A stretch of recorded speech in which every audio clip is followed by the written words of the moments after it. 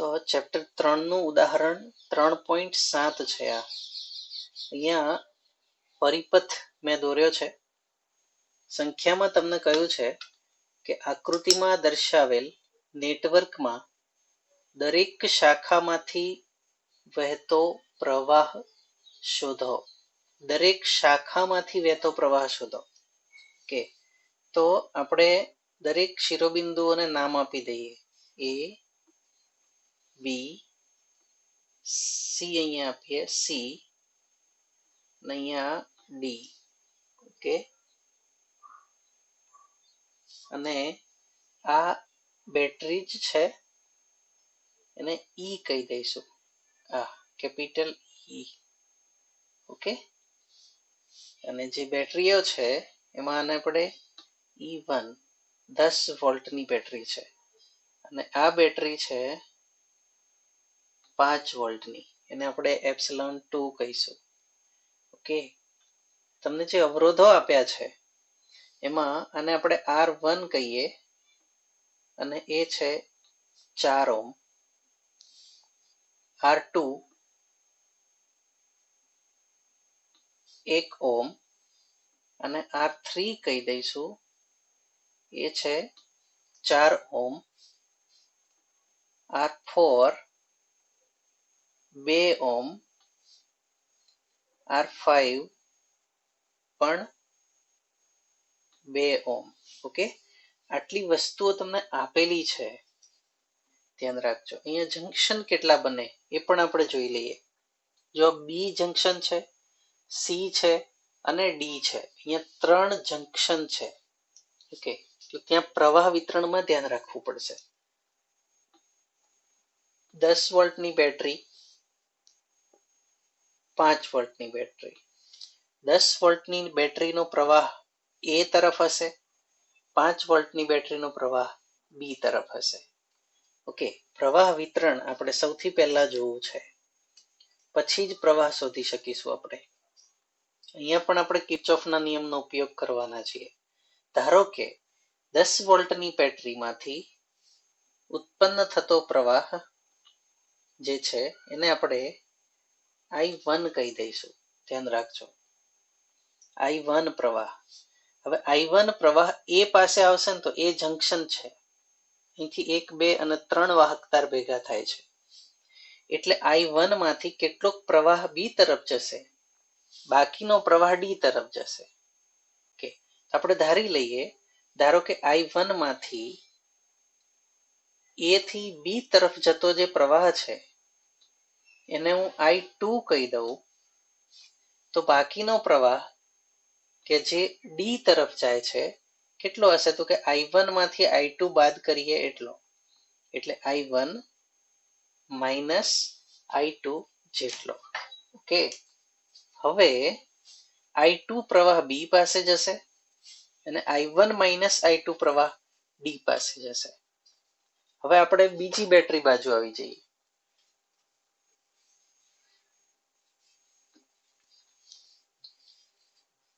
પાંચ વોલ્ટની બેટરીનો પ્રવાહ જે બી તરફ જાય છે એને આપણે નામ આપી દઈએ I3.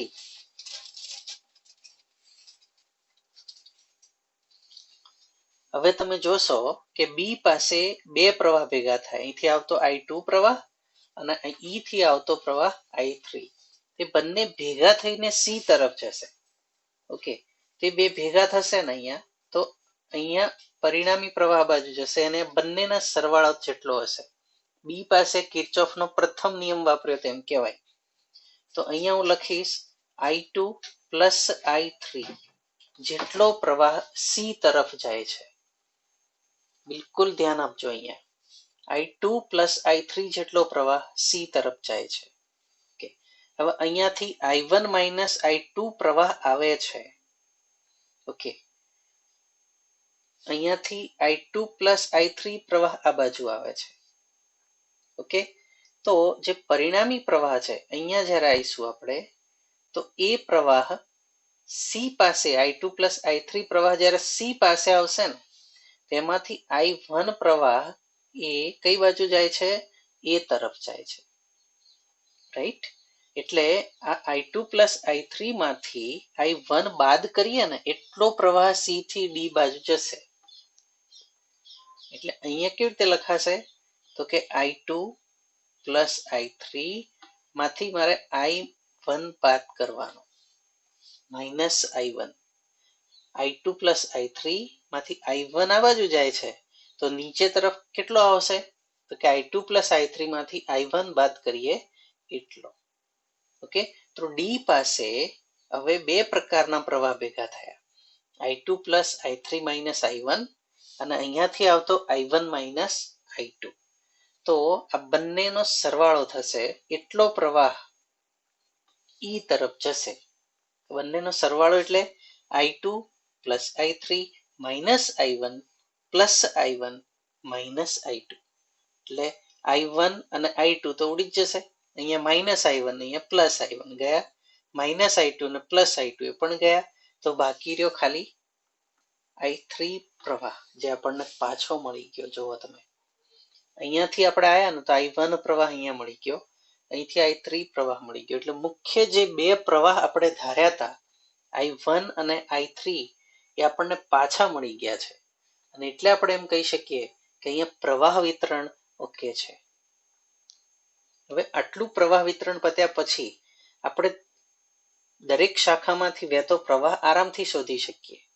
મારે શોધવાના પ્રવાહો કેટલા છે તો કે I1 I2 અને I3 બરાબર છે. તો આપણે દરેક શાખામાંથી વહેતો પ્રવાહ શોધી શકશું. ઓકે, ફરીથી એકવાર આ જ પ્રવાહ વિતરણ હું બોલી જાઉં છું, ધ્યાનથી જોઈ લેજો. ધારો કે 10 વોલ્ટની બેટરીમાંથી ઉત્પન્ન થતો પ્રવાહ I1 છે એ તરફ જાય છે.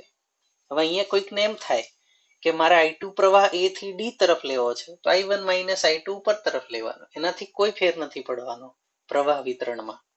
ઓકે, તો I2 પ્રવાહ B તરફ લીધો છે આપણે તો બાકીનો પ્રવાહ D તરફ જશે. એટલે I1 માંથી I2 બાદ કરીએ એટલો પ્રવાહ. ઓકે, તો આ એક પૂરું થયું. હવે જે ઈ બિંદુ પાસે જે બેટરી જોડેલી છે આપણે એમાંથી, એ પણ બેટરી જ છે 5 વોલ્ટની, એમાંથી ઉત્પન્ન થતો પ્રવાહ ધારો કે I3 છે તો I3 પ્રવાહ B પાસે જાય, અહીંથી A પાસેથી આવતો I2 પ્રવાહ પણ B પાસે જાય. એટલે બંનેનો અહીંયા સરવાળો થાય તો એ બંનેનો સરવાળો કઈ બાજુ જશે C પાસે જશે. એટલે I2 પ્લસ I3 જેટલો પ્રવાહ C પાસે આવે છે. પણ અહીંયા સ્પષ્ટ છે કે C થી A તરફનો પ્રવાહ I1 છે. ઓકે, એટલે I2 પ્લસ I3 માંથી I1 બાદ કરીએ એટલો જ પ્રવાહ D પાસે પહોંચશે. એટલે I2 plus I3 minus I1 જેટલો પ્રવાહ D પાસે આવે છે. હવે D પાસે બે પ્રવાહો ભેગા થાય, A થી આવતો પ્રવાહ અને C થી આવતો પ્રવાહ. તો એ બેનો સરવાળો કરીએ એટલો પ્રવાહ E બાજુ જશે. ઓકે, અને એ I3 જેટલો થાય. તમે આનો સરવાળો કરી જોશો તો I3 થશે. ઓકે, હવે આપણી પાસે અહીંયા પરિપથમાં 3 બંધ ગાળા છે. જરા ધ્યાનથી જોશો, આ બંધ ગાળો એક, આ બીજો બંધ ગાળો. આપણે કઈ દિશામાં મુસાફરી કરવી ને આપણે જાતે નક્કી કરવાનું છે. અહીંયા મેં જુઓ આ મુસાફરીની દિશા દર્શાવી છે એરોથી, બરાબર છે. અહીંયા પણ આપણે કઈ દિશામાં મુસાફરી કરવી ને આપણે જાતે નક્કી કરવાનું. મેં 3 મુસાફરીની દિશાઓ દર્શાવી છે. આ 3 બંધ ગાળા માટે આપણે કિર્ચોફનો નિયમ લઈશું, આપણને 3 સમીકરણો મળશે અને આપણે એ સોલ્વ કરીશું લૂપની રીતથી. એટલે આપણને દરેક લૂપમાંથી વહેતા પ્રવાહો મળી જશે. ચાલો, ઓકે, હવે એક્ઝામ્પલની ગણતરી કરીએ આના પરથી જ. ઓકે, આકૃતિમાં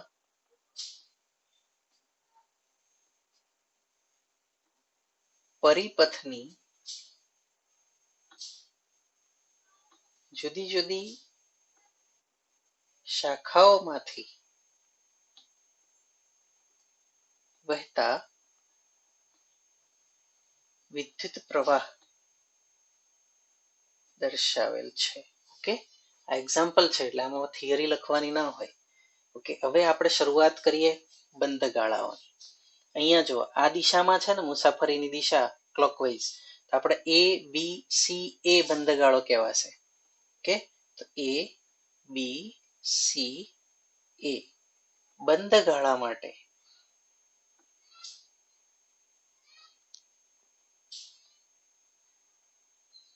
કિર્ચોફનો નિયમ લેતા. ઓકે, ધ્યાનથી પ્રવાહની દિશામાં આપણે એ થી બી તરફ જવાના છીએ. હવે અવરોધમાંથી જ્યારે તમે પ્રવાહની દિશામાં જાઓ છો તો અહીંયા રેઝિસ્ટન્સ કેટલો છે 4 ઓહ્મ. તો વિદ્યુત સ્થિતિમાન I2 × 4 થશે એટલે 4I2 થાય અને પ્રવાહની દિશામાં છે એટલે માઇનસ. અહીંયા હું R1 ને ધ્યાનમાં નથી લેતો, સીધું મૂલ્ય મૂકું છું 4I2. ઓકે, આપણે એ થી બી સુધી આવી ગયા. હવે બી થી સી બાજુ જઈએ છીએ, ત્યાં પણ પ્રવાહની દિશામાં જ જઈએ છીએ એટલે ચિહ્ન તો માઇનસ જ આવશે. કે પ્રવાહ કેટલો છે તો I2 + I3 છે અને અવરોધ 2 ઓહ્મ છે એટલે આપણે 2 × I2 + I3 જેટલું સ્થિતિમાન લઈ શકીએ અને એ પણ માઇનસમાં આવશે. ઓકે, હવે આપણે સી પાસે આવી ગયા. હવે સી થી એ તરફ જવું છે. ફરીથી આપણે પ્રવાહની દિશામાં જ 1 ઓહ્મના અવરોધમાંથી પસાર થઈ રહ્યા છીએ એટલે ચિહ્ન તો ઋણ જ આવશે અને પ્રવાહ I1 જેટલો છે એટલે 1I1. હવે બેટરીમાં આપણે ઋણથી ધન તરફ જઈએ છીએ તો જ્યાંથી નીકળીએ ચિહ્ન મૂકવાનું એટલે પ્લસ. 10 વોલ્ટની બેટરી છે એટલે 10 અને એ પાસે પાછા આવી ગયા એટલે આખો બંધગાળો થઈ ગયો એટલે =0 થાય. ક્લિયર?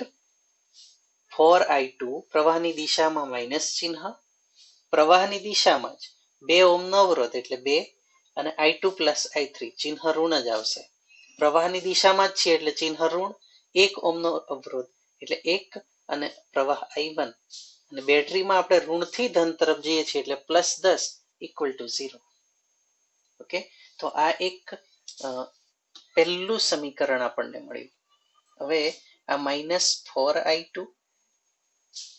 -2I2 -2I3 -I1 +10 = 0 આવું થશે. ઓકે, ઇમ્પ્લાઇઝ આ 4 ને 2 6 થઈ જશે એટલે -6I2 -2I3 -I1 બરાબર -10. 10 ને મેં બહાર કાઢી દીધા. બંને બાજુથી જો અહીંથી માઇનસ ચિહ્ન બહાર નીકળે ને અહીંયા માઇનસ ચિહ્ન છે ઉડી જશે એટલે આપણું સમીકરણ આવું થઈ જશે 6I2 + 2I3 + I1 = 10. આને હું સમીકરણ નંબર 1 આપી દઉં છું. જો માઇનસ ચિહ્ન બહાર નીકળ્યો અને આ માઇનસ સાથે ઉડી જશે, બધું જ પ્લસ થઈ જશે. ઓકે, આ એક સમીકરણ આપણને મળ્યું. ઓકે, હવે અહીંયા આ બધાને તમે ક્રમમાં ગોઠવી દો ને તોય વાંધો નથી. I1 પહેલા હોય, I2 પછી અને I3 એના પછી ગોઠવી દઈએ તો I1 + 6I2 + 2I3 = 10. આને નંબર 1 કહી દઈએ. ઓકે, હવે ફરીથી પરિપથ જુઓ તમે, એનો બીજો બંધગાળો લઈએ ABCA, રાઈટ? તો હવે ABCA બંધગાળા માટે કિર્ચોફનો નિયમ લેતા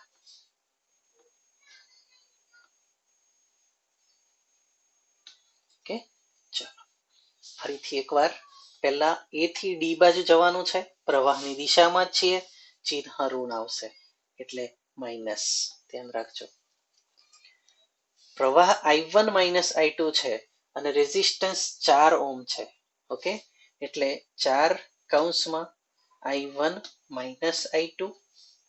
ઓકે, હવે ધ્યાનથી જોવાનું છે. જો D થી C તરફ જઈએ છીએ ને આપણે તો પ્રવાહની વિરુદ્ધ દિશામાં છીએ એટલે ચિહ્ન કયું આવશે?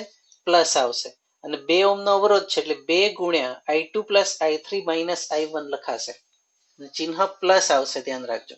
એટલે +2 ઓહ્મનો અવરોધ અને પ્રવાહ કેટલો છે તો I2 + I3 - I1 જેટલો છે. હવે તમે C થી A તરફ જઈ રહ્યા છો પ્રવાહની દિશામાં એટલે ચિહ્ન તો ઋણ જ આવશે. 1 ઓહ્મનો અવરોધ ના I1 પ્રવાહ એટલે -I1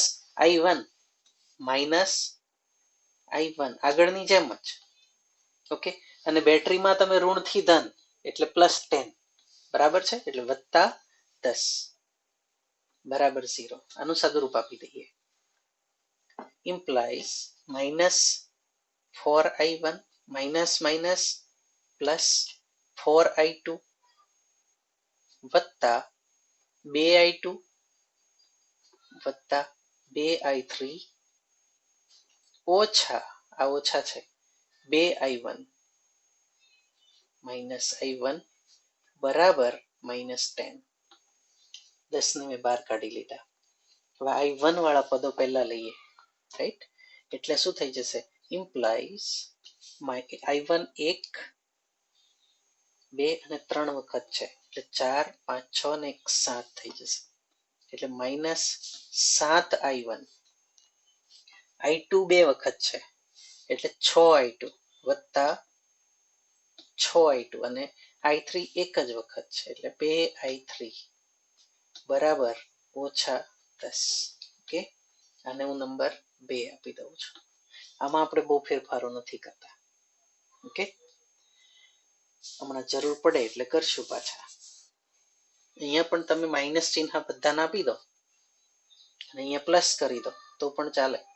ઓકે, પછી 1 અને 2 નો લોપ લઈએ તો પણ ચાલશે. એટલે આને હું એક કામ કરું છું, અહીંથી માઇનસ ચિહ્ન બહાર કાઢી લઉં છું એટલે માઇનસ છે પ્લસ થઈ જશે, આની સાથે ઉડી જશે. એટલે જો માઇનસ છે તો હું પ્લસ, એટલે 7I1 ઓછા 6I2 minus 2I3 is equal to 10. આ નંબર 2 થઈ જશે. બંને બાજુ માઇનસ વડે ગુણી નાખે એમ કહો તો પણ ચાલે, અથવા આ માઇનસ ચિહ્ન આ બાજુ આપી દીધું તો માઇનસ માઇનસ પ્લસ અને આ 2 માઇનસ થઈ જશે. એટલે સમીકરણ 2 થયું. બહુ ક્લિયર રહેજો આ સમીકરણોમાં, અને સોલ્વ કરવામાં પણ આપણે ધ્યાન રાખવું પડશે. ઓકે, તો આપણી પાસે હવે આ 2 સમીકરણો છે, 1 અને 2. હવે ત્રીજો બંધગાળો આપણે આયા. ત્રીજો બંધગાળો આપણે ગમે તે એક જગ્યાએથી શરૂ કરશું. બી થી કદાચ શરૂ કરીએ તો બી થી સી, સી થી ડી, ડી થી ઈ અને ઈ થી બી એવો એક બંધગાળો થાય, અને એના માટે આપણે કિર્ચોફનો નિયમ લેવાનો છે. ઓકે, તમારી પાસે બુક હશે અને એમાં પરિપથ છે, બરાબર છે. એટલે હું પેજ ઉલટાવું છું. તો બી થી સી તરફ જઈશું ને આપણે, એટલે પ્રવાહ I2 I3 અને અવરોધ 2 ઓહ્મનો છે એટલે 2 માઇનસ આવશે કે પહેલા તો પ્રવાહની દિશામાં છીએ આપણે, એટલે -2I2 I3. ત્યાંથી બી થી સી સુધી પહેલા લખીએ બી સી ડી ઈ બી બંધગાળા માટે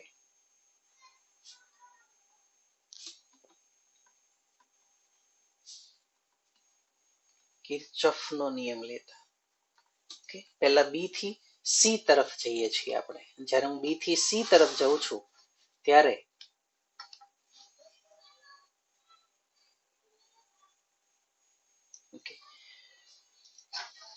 અવરોધ 2 ઓહ્મનો છે, ચિહ્ન તો ઋણ જ આવશે એટલે -2, અને જે પ્રવાહ આવે છે I2 I3 જેટલો આવે છે, I2 I3. હવે સી થી ડી તરફ આપણે જઈએ, સી થી અહીંયા I2 I3 હતો, હવે સી થી ડી બાજુ જઈએ તો પ્રવાહ I2 I3 I1 છે, અને અવરોધ તો 2 ઓહ્મ જ છે, પ્રવાહની દિશામાં છીએ એટલે ચિહ્ન પણ ઋણ આવશે. એટલે -2 I2 I3 I1. બીજું પદ થયું. હવે આપણે જઈશું ડી થી ઈ તરફ. સમજો, ડી થી ઈ તરફ વચ્ચે કશું જ નથી, પણ તમે જુઓ કે ઈ પાસે બેટરી છે અને બેટરીમાંથી આપણે ઋણથી ધન તરફ જઈએ છીએ, એટલે અને બેટરીના વોલ્ટેજ છે 5 એટલે +5 વોલ્ટ આવશે, અને પછી પણ કશું નથી એટલે સીધા બી પાસે પહોંચી જઈશું, બંધગાળો પૂરો થઈ જશે. ધ્યાન રાખવાનું, હવે +5 આવશે અને બંધગાળો છે એટલે ઇક્વલ ટુ 0. ઓકે, હવે આનું સાદુરૂપ આપી દઈએ આપણે. ઇમ્પ્લાઇઝ -2I2 ફરીથી -2I3 2i2 minus 2i3 minus minus plus 2i1 plus 5 plus 5 નથી લખતા એને હું બહાર કાઢી લઉં છું -5 થઈ જશે બહાર નીકળશે એટલે ઇમ્પ્લાઈઝ ચલો i1 વાળા પદ કેટલા તો એક જ છે અને પહેલું આવશે 2i1 ઓકે 2i1 હવે i2 વાળા એક અને બે પદ છે એટલે -4i2 i3 વાળા પણ બે પદ છે એ પણ -4i3 is equal to -5 થઈ જશે ઇમ્પ્લાઈઝ અહીંથી જો બે વડે ભાગ ચલાવીએ તો અહીંયા 2.5 થઈ જાય કે અત્યારે આપણે આને એમને એમ જ રહેવા દઈએ છીએ ઓકે વિથ માઇનસ સાઇન સમીકરણ નંબર 3 ઓકે હવે આપણી પાસે 3 સમીકરણ છે ઓકે તો પહેલું સમીકરણ અને બીજા સમીકરણને ધ્યાનથી જોઈએ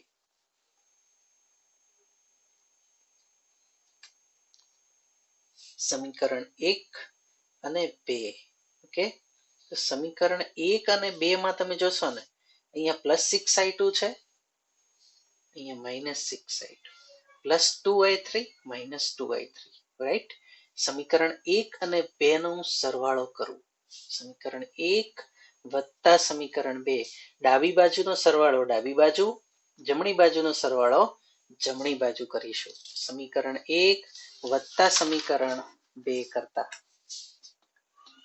સમીકરણ 1 વત્તા સમીકરણ 2 કરતા રાઈટ ચાલો સમીકરણ 1 શું છે હું આખું સમીકરણ 1 ની ડાબી બાજુ લખી દઉં છું સમીકરણ 1 ની ડાબી બાજુ હું લખી દઉં છું i1 વત્તા 6i2 i1 વત્તા 6i2 વત્તા 2i3 ઓકે અને એમાં આપણે સમીકરણ 2 ની ડાબી બાજુ ઉમેરવાની છે એ છે 7i1 ઓછા 6i2 વત્તા 7i1 ઓછા 6i2 ઓછા 2i3 બરાબર 10 વત્તા 10 બંને જમણી બાજુ બંને બાજુ 10 જ છે એટલે 10 વત્તા 10 થઈ જશે અહીંયા તમે જુઓ 6i2 ગયા 6i2 ગયા 2i3 પણ ગયા તો બાકી શું રહ્યું તો જો 7 ને 1 8i1 બરાબર 20 ઓકે તો ઇમ્પ્લાઈઝ i1 બરાબર 20 ભાગ્યા 8 ઓકે એટલે કે 5 ભાગ્યા 2 એમ્પિયર એટલે i1 આપણને 2.5 એમ્પિયર મળી ગયા માટે i1 બરાબર 5/2 is equal to 2.5 એમ્પિયર ચાલો એક પ્રવાહ આપણને મળી ગયો i1 રાઈટ ખૂબ સરળતાથી હવે i1 આપણને મળી ગયો છે આપણી પાસે હવે બીજા બે i1 તો છે જ બરાબર છે હવે બીજા ફરીથી ત્રણેય સમીકરણ જોવાના અને ત્રીજા સમીકરણ સાથે એને મેચ કરવાનું છે એમાંથી કઈ કેન્સલ થાય એવું છે ઓકે આમાંથી i1 તો આપણી પાસે છે તો હવે i2 અને i3 માંથી એક શોધવાનો છે તો બે માંથી એક જો લુપ્ત થાય તો એને લુપ્ત કરવાનો ટ્રાય કરવાનો છે ઓકે સમીકરણ 2 તમે જોશો તો અહીંયા 2i3 છે 6i2 7i1 i1 તો આપણી પાસે છે જ બરાબર છે તો આમાંથી i2 અને i3 માંથી આપણે કોને લુપ્ત કરી શકીએ છીએ એ આપણે જોવાનું છે જો અહીંયા 4i2 છે 4i3 છે અને અહીંયા 6i2 અને 2i3 એટલે અહીંથી i3 ને સરળતાથી આપણે લુપ્ત કરી શકીએ છીએ જો સમીકરણ 2 ને હું 2 વડે ગુણી નાખું તો 4i3 થઈ જશે -4i3 થઈ જશે ઓકે અને અહીંયા આપણી પાસે સમીકરણ 3 માં -4i3 છે ઓલરેડી ઓકે તો બંનેની આપણે બાદબાકી કરીએ અથવા આ જે સમીકરણ આપણને મળ્યું એમાં માઇનસ ચિહ્ન હું આ બાજુ આપી દઉં તો -2i1 આ માઇનસ ચિહ્ન આ બાજુ આપી દઉં છું ધ્યાન રાખજો આ +4i2 +4i3 is equal to 5 આપણું સમીકરણ નંબર 3 એટલે અહીંયા પ્લસ 4i3 થઈ ગયા અને આને 2 વડે ગુણી નાખીએ તો આ -4i3 એટલે 4i3 ઉડી જશે i1 ની કિંમત મૂકી દઈશું એટલે આપણને i2 મળી જશે તો હું શું કરીશ સમીકરણ 2 ગુણ્યા 2 અને 4i3 કરવા માટે આખા સમીકરણને બંને બાજુ 2 વડે ગુણવા પડે તો સમીકરણ 2 ગુણ્યા 2 વત્તા સમીકરણ 3 ધ્યાન રાખજો સમીકરણ 2 ગુણ્યા 2 વત્તા સમીકરણ 3 લેતા ઓકે આખા સમીકરણ 2 ને 2 વડે ગુણીને અહીંયા લખવાનું ઓકે તો સમીકરણ 2 આપણી પાસે જે છે એ હું લખું છું પહેલા તો 7 આવ્યા અહીંયા મારી પાસે લખેલું જ છે આખું કેમ કે આપણે સરવાળો કર્યો હતો ને 2 વડે ગુણું તો 14i1 ઓછા 6 દુ 12i2 ઓછા 4i3 2 વડે ગુણાઈ ગયું વત્તા સમીકરણ 3 એમાં આપણે શું કરવાનું છે ઉમેરી દેવાનું છે એટલે આ માઇનસ ચિહ્ન છે તો -2i1 વત્તા 4i2 વત્તા 4i3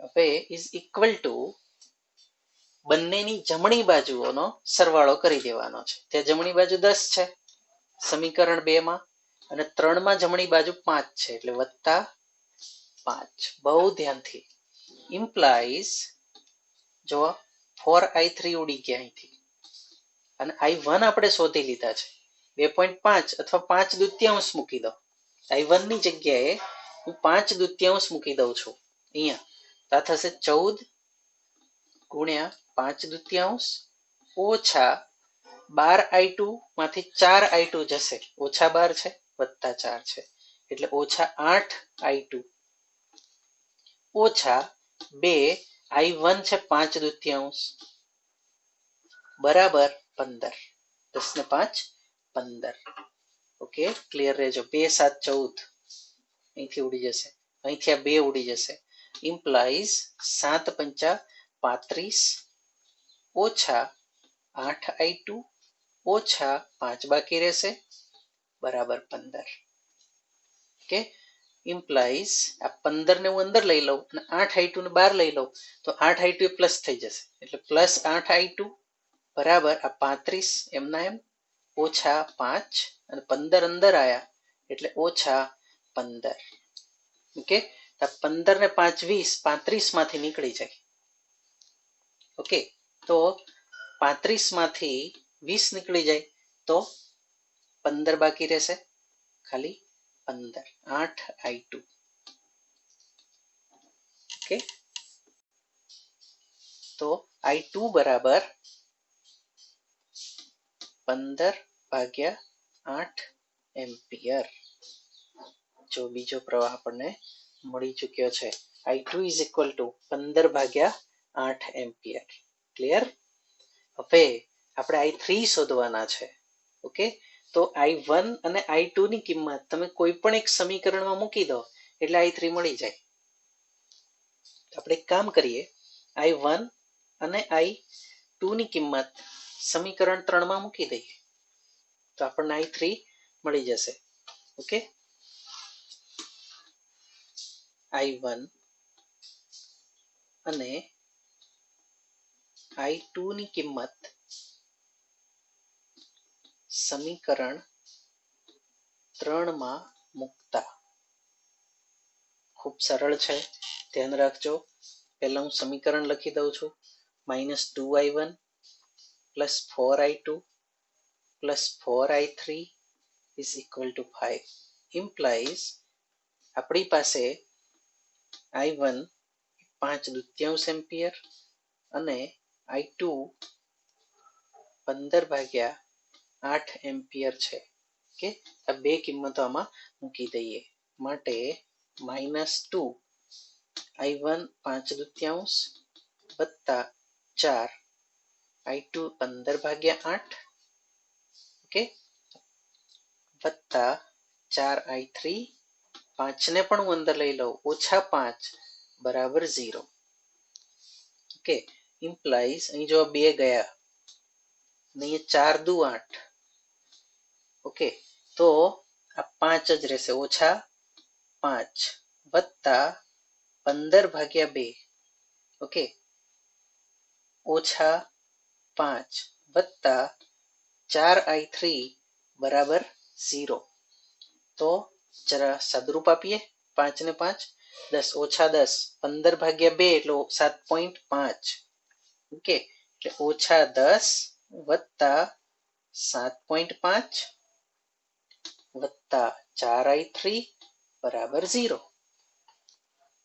ઓકે, અપૂર્ણાંકમાં જવાબ લાવવો હોય તો પણ આવશે, રાઈટ, એમાં કોઈ પ્રોબ્લેમ નથી. અને 15/2 રાખવું હોય તો પણ રાખી જ શકાય, -10 હું ફરીથી અહીંયા જ લખું છું, વત્તા 15/2 વત્તા 4i3 બરાબર 0. આ રીતે પણ તમે ગણી જ શકશો. તો આ જવાબ શું થશે? તો ઓછા 10 વત્તા 7.5 એટલે 2.5 રહેશે, તો -2.5.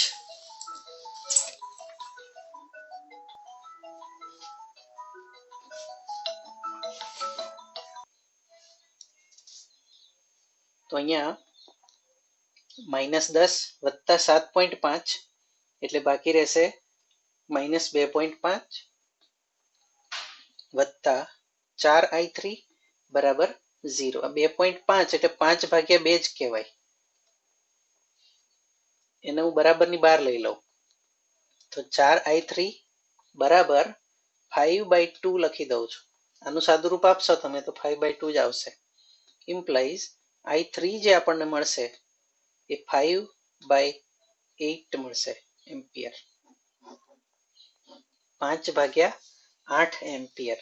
ઓકે, તો આપણી પાસે હવે ત્રણેય પ્રવાહ છે, i1, i2 અને i3. ઓકે, તો આપણને એમ પૂછવામાં આવ્યું હતું કે દરેક શાખામાંથી વહેતો પ્રવાહ કેટલો?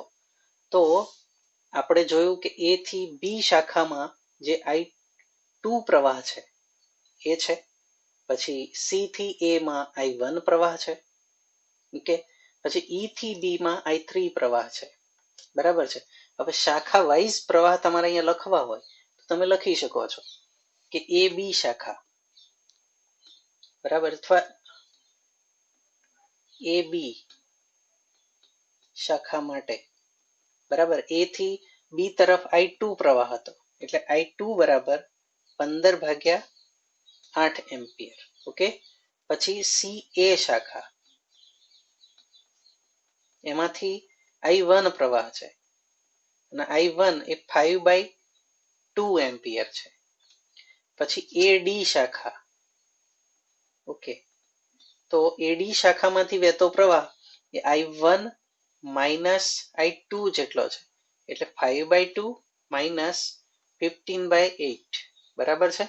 તો આને તમે અપૂર્ણાંકમાં પણ લખી શકશો, 8×5 40 ઓછા 30/16 એટલે 10/16,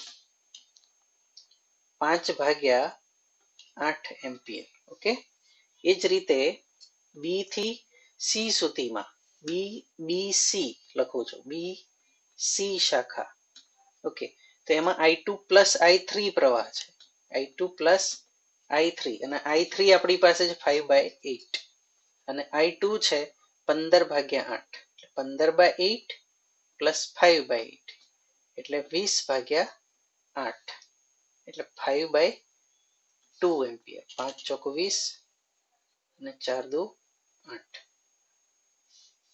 2 ચોક 8, ઓકે, બરાબર, 5/2 bc શાખામાં. હવે cd શાખા, cd માંથી i2 plus i3 minus i1, okay, એટલે i2 પ્લસ i3 કેટલા આયા? 5/2 અને ઓછા i1 5/2 એટલે તમે જોશો કે cd શાખામાંથી કોઈ પ્રવાહ પસાર થશે નહીં. ક્લિયર? હવે de અને eb બંને એક જ છે, બંનેમાંથી i3 પ્રવાહ પસાર થાય છે, ઓકે, તે i3 બરાબર 5/8 એમ્પિયર. તો આ ટોટલ આન્સર થયો. તમે દરેક શાખામાંથી કેટલો પ્રવાહ પસાર થાય તે આપણે મેળવ્યો. ઓકે, તો આ રીતે તમે આ એક્ઝામ્પલને ગણી શકશો.